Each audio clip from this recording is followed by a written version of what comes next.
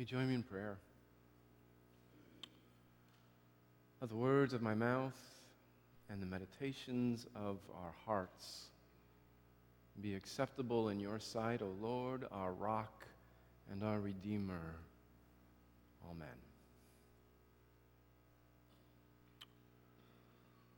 How many people know your life's stories?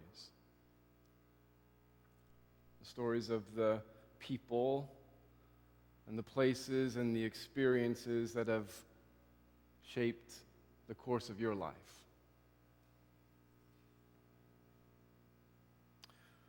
How many people know about your proudest accomplishments and your most regrettable mistakes? How many people know the sources of deep joy in your life and the most painful losses that you have suffered? How many people know your people? When you return to your ancestral home, how many ancestors are still there waiting to greet you?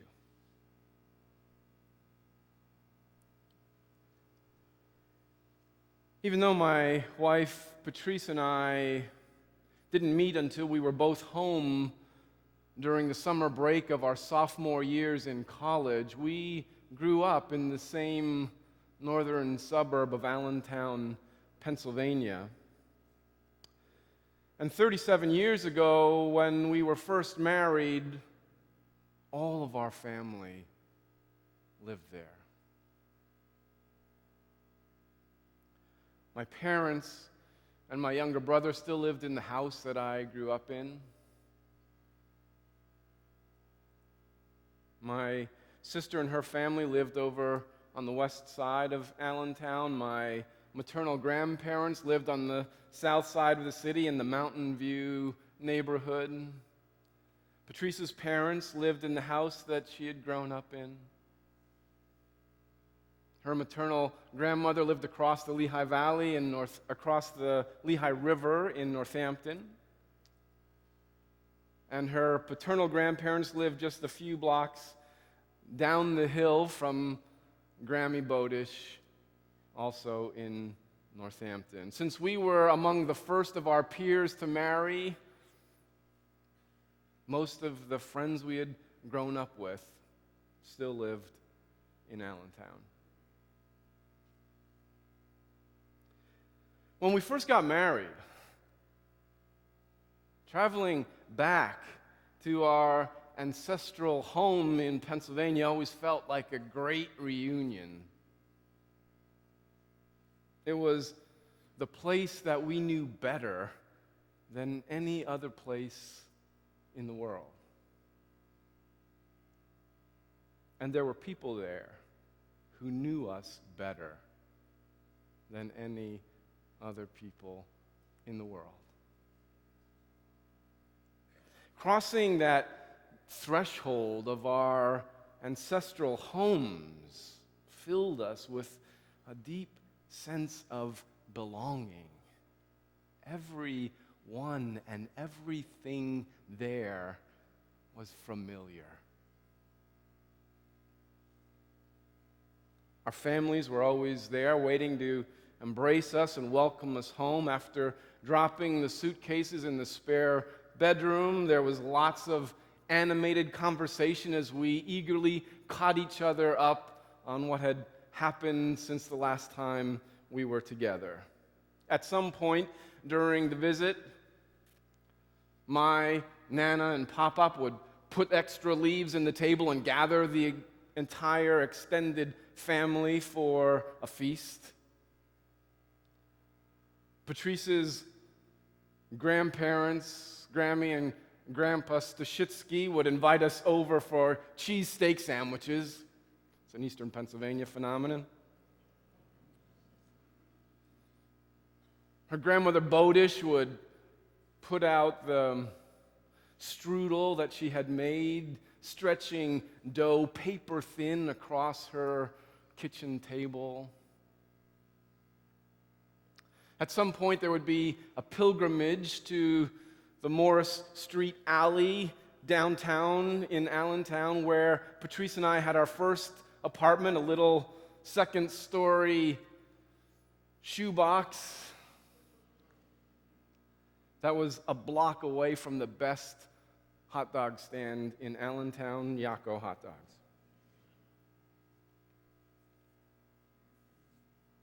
On Sunday mornings, when we went with my family to the church that I grew up in, there were still lots of people who had known me all my life, who would greet me, and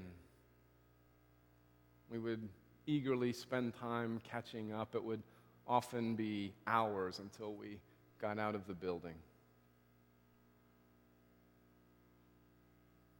At the end of the visit, when we were loading up the car, Patrice's mother always made sure to load us up with bags of frozen pierogies from the Ukrainian Orthodox Church that her grandparents attended. And my mother would make sure we were well supplied with Splits, the best pretzels in the world, made in Reading, Pennsylvania.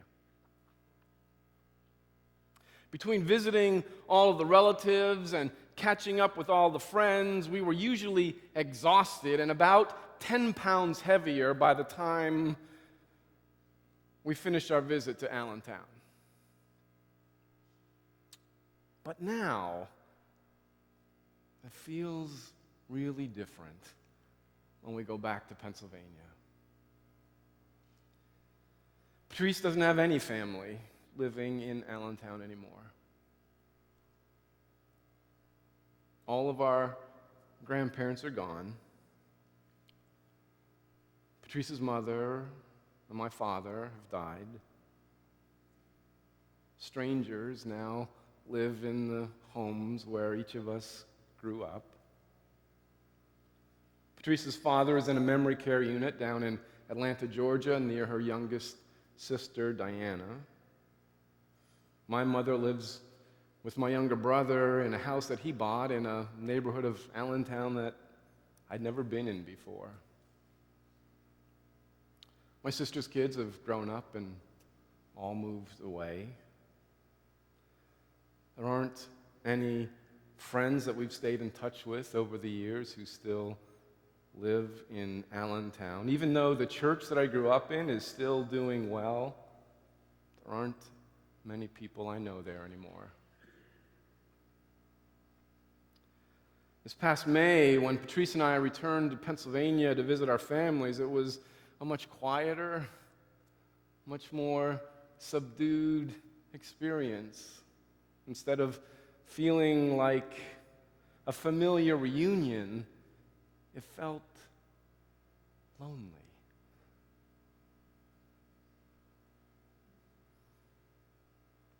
In her book, The Gift of Years, Joan Chittister writes, one of the major characteristics of the aging process is that it separates us from the rest of humanity. There are fewer now who understand who we are, where we've been, what we care about in life. In death, you are remembered. In age, you are far more likely to feel forgotten, sequestered, even from the very act of living.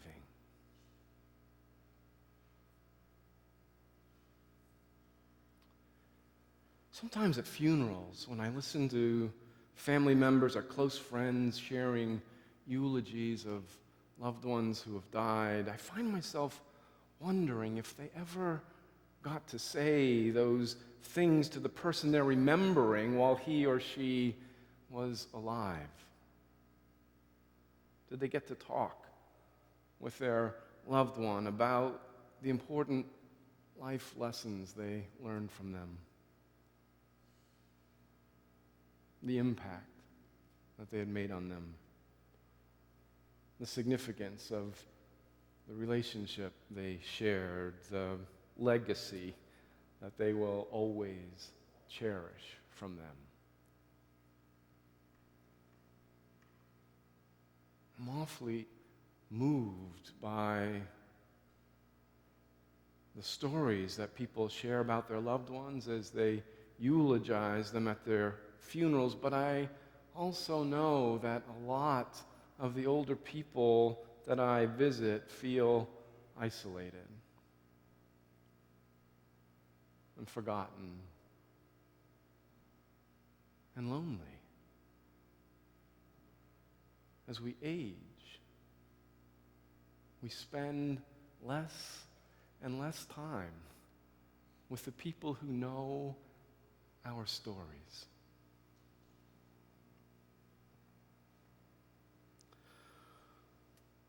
So what does our faith tradition tell us about how to move faithfully into the deepening loneliness that accompanies the gift of years? I think one of the loneliest passages of Scripture is the farewell speech that John records in the 13th through the 17th chapters of his gospel.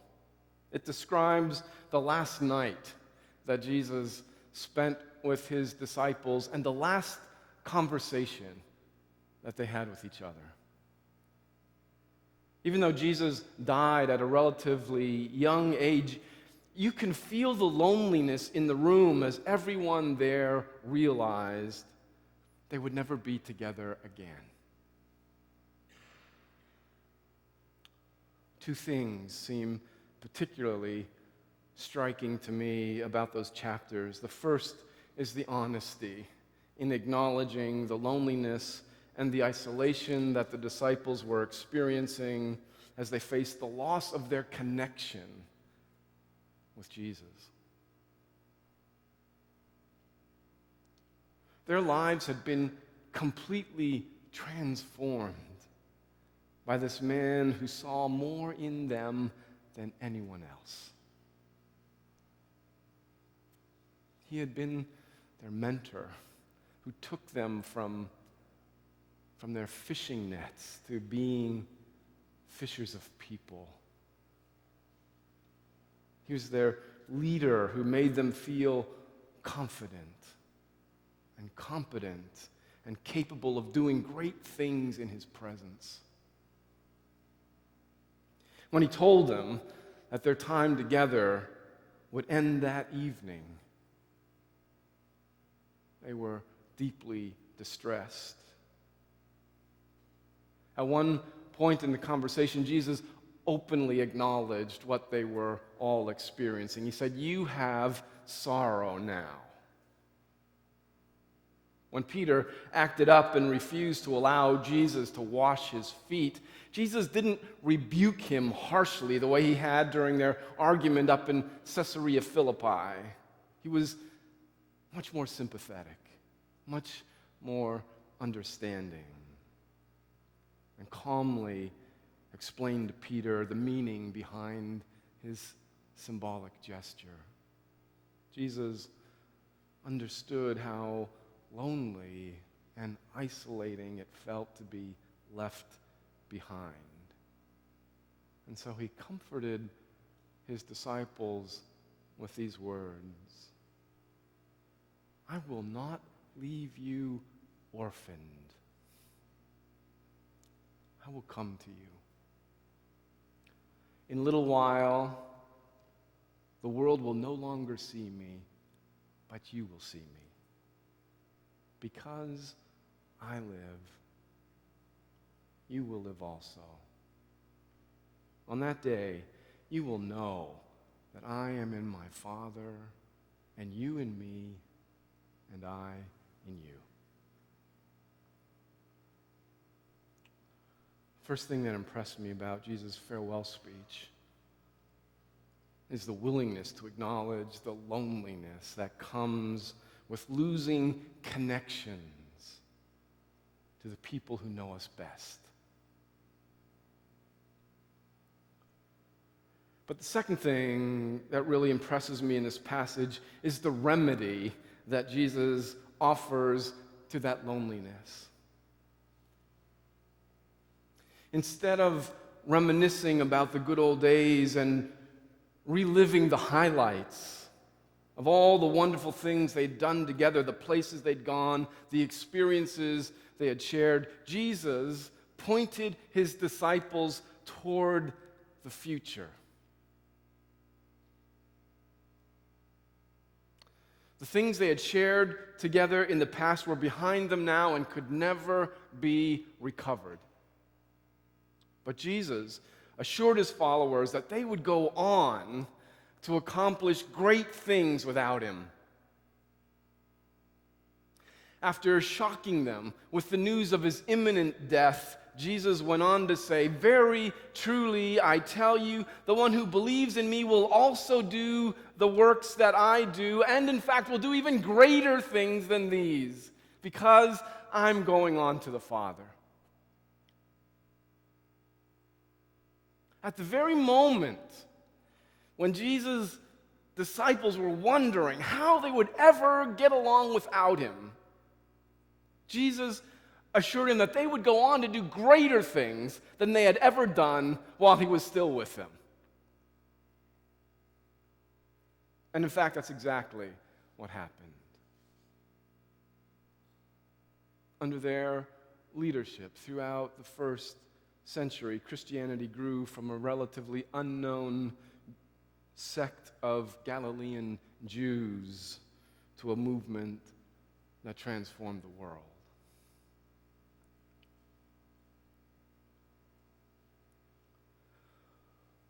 Loneliness is the experience we have when we find ourselves increasingly separated from the rest of humanity.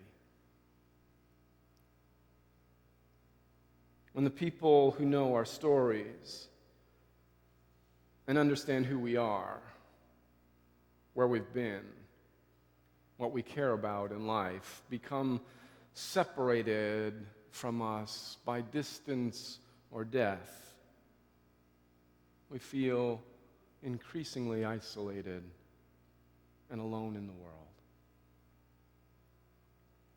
But the remedy for that loneliness lies not in reminiscing, not in trying to hold on to the experiences that we once shared with the people who shaped our lives in the past, but in moving forward and in making new connections, sharing our gifts, sharing our wisdom, sharing our compassion, sharing our love with new people who need us today. In the words of Joan Chittister, if we're lonely, it may be because we have not looked around to see who needs us. A person who is needed, really needed, is never lonely, never isolated, never without purpose in life. All we need to do is go out and do something. The world is waiting for us with open arms. Amen.